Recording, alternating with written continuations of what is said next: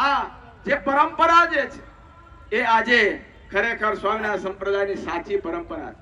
પૂજ્યલાલજી મહારાજનો દાખલો સંતો જય સ્વામિનારાયણ. અત્યારે પાર્કિંગમાં પણ એટલી બધી ફોર વ્હીલો આવી ગઈ છે આ બાજુ, અને આ બાજુ ટુ વ્હીલનો પણ એટલો અહીંયા થપ્પો લાગવા મળ્યો છે. હજી આગળનું એક પાર્કિંગ છે, ત્યાં પણ એટલી ટુ વ્હીલો છે. અત્યારે આ ફોર વ્હીલ લાઈન જોઈ લેજો મિત્રો. હરિભક્તો બધા જો આવવાનું જે ચાલુ જ છે શાક ઉત્સવમાં. આ બધી જો હરિભક્તોની અત્યારે અહીંયા ટ્રાફિક થતી જાય છે. અહીંયા બધા અમારા હરિભક્તો બધા જ અહીંયા અત્યારે હાલ હાજર થઈ ગયા છે. લોકો જે ચાલુ છે આવવાનું. આ બાજુ પણ ટુ વ્હીલનું ફૂલ એક પાર્કિંગ થઈ ગયું છે, અને ઓલપા એક નવું પાર્કિંગ પાછું ભરાવા મળ્યું છે મિત્રો.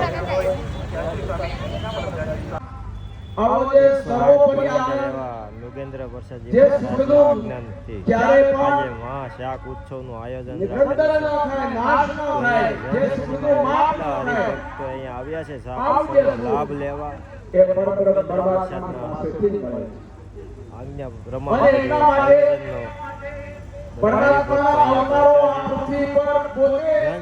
ઉઘરાણી હોય એવું લાગે છે.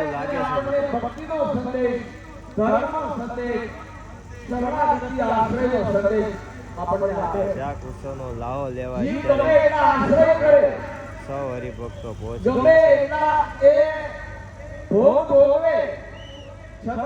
કાયમ માટે અવિચળ ચાલતી રાખે.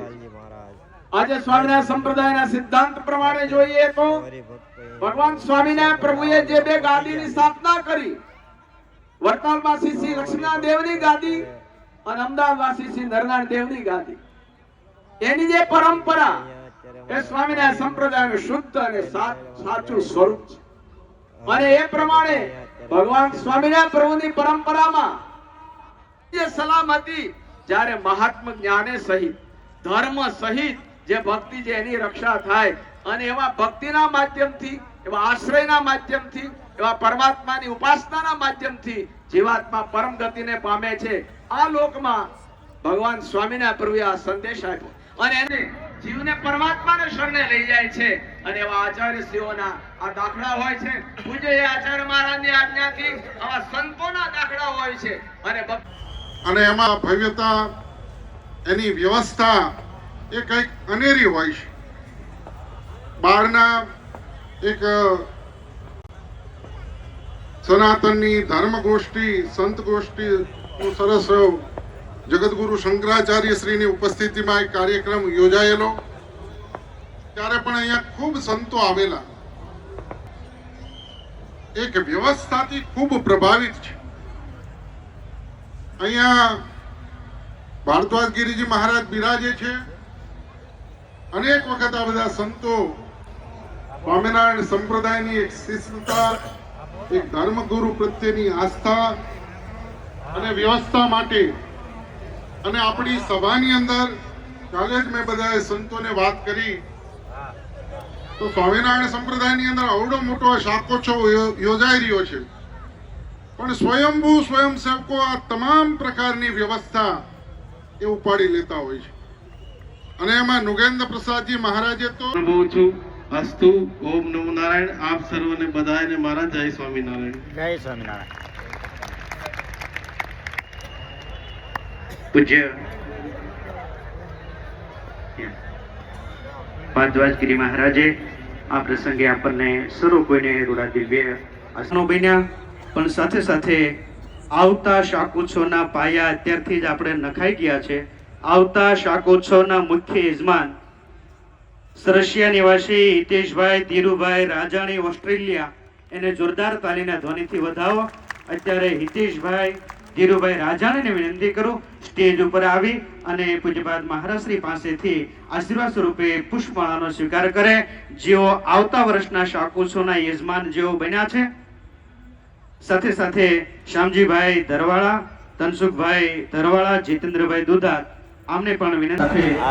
લાલજી મહારાજની આજ્ઞાથી આ શાક ઉત્સવનો અત્યારે પ્રસાદ લેવાનો હરિભક્તો બધા ઊભા થઈને ભાગવા મળ્યા છે. પ્રસાદનો લાવો લેવા જો આ મિત્રો અમારા હરિભક્તો બધા કેવા જઈ રહ્યા છે.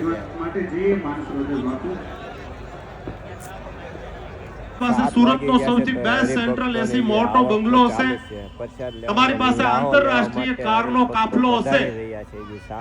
પણ તમારા જીવનમાં જો આધ્યાત્મિકતા નહીં હોય, તમારા જીવનમાં જો ધર્મ નહીં હોય, શાસન એટલે કે ડિસિપ્લિન વગરનું જીવન થઈ ગયું છે.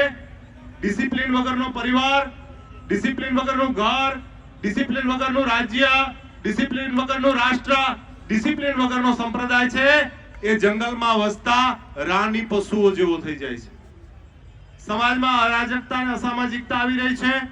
બેનો દીકરીઓ પર તમે જન્મ આપી છે, દીકરીઓ પર તમારો કંટ્રોલ રહ્યો નથી. આ સમયે આપણે ચેતી જવાનો સમય આવ્યો છે. 5 પૈસા તમે ઓછા કમાશો તો ચાલશે, પણ તમારા બાળકોને ધર્મના અને અધ્યાત્મના સંસ્કાર આપો. તમારા બાળકોને મહિનામાં એક વખત વડતાલ મોકલો. તમારા બાળકોને મહિનામાં એક વખત ગઢડા મોકલો. તમારા બાળકો મૂવી જોવા નહીં જાય તો ચાલશે.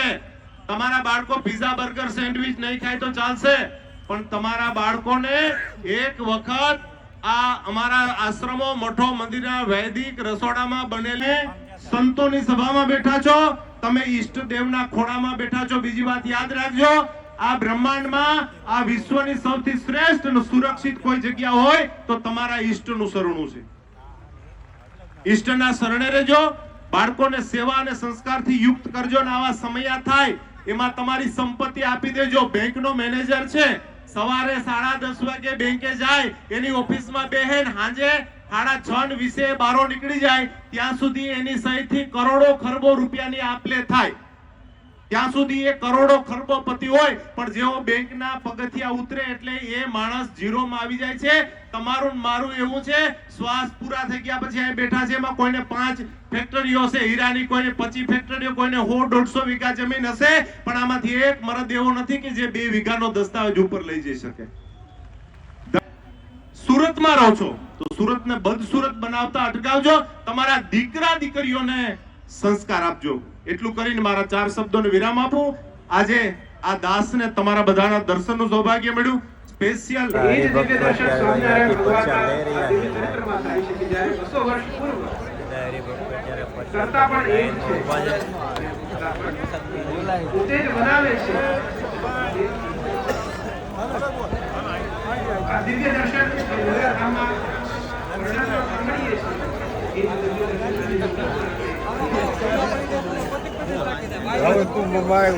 ધન્ય અમારા સેવકોનો છે કે રાત દિવસ અત્યારે જો અહીંયા એટલી મહેનતથી ખડા પગે ઊભા છે, અડીખમ ઊભા છે અમારા સેવકો. ખૂબ ખૂબ આભાર મિત્રો કે આવી સેવા તમે આપી રહ્યા છો. અહીંયા ભક્તો જમીન દાન પેટી પણ સ્વીકારવામાં આવે છે મિત્રો.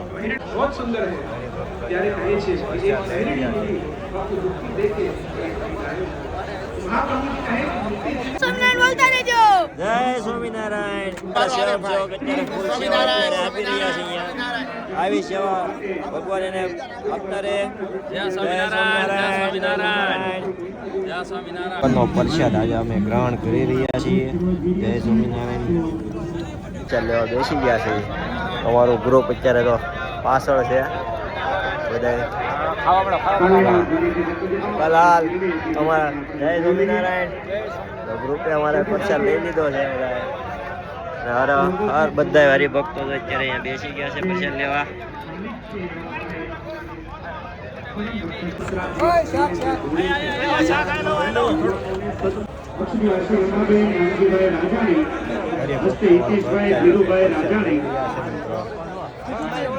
નાનજીભાઈ રાઘવભાઈ રાજાણી, અશ્વિની અંબાબેન,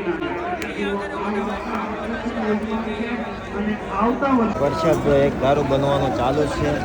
હરિભક્તો આવી રહ્યા છે. ટીનો ટોપ આખો ભરેલો છે. જોરદાર તાલીના ધર્મકુળ દ્વારા વંદનકુળનું સ્વાગત. અમારા સેવકો ખરા પગે જો સેવા આપી રહ્યા છે અત્યારે ટોટલ ત્યાં રસાડા વિભાગમાં. હરિભક્તો અહીંયા શાક સુધારવામાં જે મજબૂત છે એ શાક સુધારવાનું પણ ચાલુ છે. સેવા આપી રહ્યા છે મિત્રો. અહીંયા અમારી બહેનો પણ અત્યારે એટલી સેવામાં આપી રહ્યા છે. બધી બહેનો અત્યારે સેવા ચાલુ છે. સાથે यहाँ પણ એલઈડી મૂકી છે. જેમ સેવા આપીએ કે કથામાં બેસવાનો ટાઈમ ના મળે ને એટલે બહેનો માટે પણ જો અહીંયા એલઈડી મૂકવામાં આવી દીધી છે. એટલે અમારા બહેનો પણ સેવા કરતાં કરતાં સાથે કથાનો પણ લાભ લઈ શકે. અને બહેનો પણ અત્યારે ડીશ સાફ કરવાની સેવા અહીંયા આપી રહ્યા છે. જ્યારે રોટલા બનાવવાની સેવા પૂર્ણ કરીને અમારે બધી બહેનો અત્યારે અહીંયા ડીશની સેવામાં હાજર થઈ ગયા છે. અહીંયા અમારે સાફ સફાઈની ડીશમાં હાજર થઈ ગયા છે બધી બહેનો. સેવા અડીખમ આપી રહેલી અમારા બહેનો સેવકોને ખૂબ ખૂબ ધન્યવાદ છે કે ભગવાન તમને એટલી તાકાત આપે કે આવીને આવી સેવા તમે આપતા રહીજો. એવા પ્રભુજીને આશીર્વાદ. એ પ્રભુજીનો પ્રસાદ એવા વધારે એવા અમારા નગેન્દ્ર પ્રસાદજીના આશીર્વાદથી જે શાક ઉત્સવ અત્યારે આપતો છે ને એમાં સૌ હરિભક્તો અત્યારે જે ઉત્સાહથી અહીંયા પ્રસાદ લઈ રહ્યા છે. એવા નગેન્દ્ર પ્રસાદજીના આશીર્વાદથી સૌ મિત્રોને જય સ્વામિનારાયણ. મારી ઈચ્છાથી આપ સૌના દર્શન થઈ જાય. સૌ હરિભક્તો લાલજી મહારાજ સાથે તો અવારનવાર મળતા હોઈએ છીએ, પણ એમનો જે ધ્યેય છે કે બાળક યુવાન બને ત્યાં સુધીમાં એ વ્યસનથી મુક્ત થઈ જવું જોઈએ અને કોઈ પ્રકારનું વ્યસન નહીં હોવું જોઈએ. અમારા બહેનો પણ પ્રસાદ લઈ રહ્યા ભાવના હોય પણ એનો સંયમ ના હોય ને મર્યાદા ના હોય. આગામી 2026ના રોજ આ સુરતની ધરા ઉપર આંતરરાષ્ટ્રીય શ્રી મહિલા અધિવેશનનું સુંદર કાર્ય થવા જનાર છે. તો એ બધા હરિભક્તો ખાસ બોલેશની શબ્દોની સાથે અત્યારે તમામ મંગતે દ્વેગ દેવત્વમ મમ વંદે ભક્તિકાસુર. સર્વ અવતારી સર્વ કારણના કારણ આપણા સૌના મોક્ષદાતા ઈષ્ટદેવ ભગવાન શ્રી સ્વામિનારાયણ. સ્વામિનારાયણ સંપ્રદાય દક્ષિણ વિભાગ અધિષ્ઠાતા દેવ વડતાલવાસી શ્રી લક્ષ્મીનારાયણ દેવ હરિકૃષ્ણ મહારાજ. અને કહું તો જરાય અતિશયોક્તિ નથી. જે ભગવાન સ્વામિનારાયણે સ્વહસ્તે વડતાલની અંદર, ગઢપુરની અંદર, જુનાગઢ, ધોલેરા ઇત્યાદિ ધામોની અંદર જે પોતાના પ્રગટ સ્વરૂપ ભગવાને પધરાવ્યા એનાથી જરા પણ ન્યૂન જેનો મહિમા નથી એવા આપણા સુરતના દિગોધણી નારાયણ મુનિ દેવની છત્રછાયામાં એમના સાનિધ્યમાં આજના શાકોત્સવના શુભ પ્રસંગે સભામાં મંચ ઉપર સમાસીન પરમ શ્રદ્ધેય, પરમાત્મીય, ચિરાયુષ્માન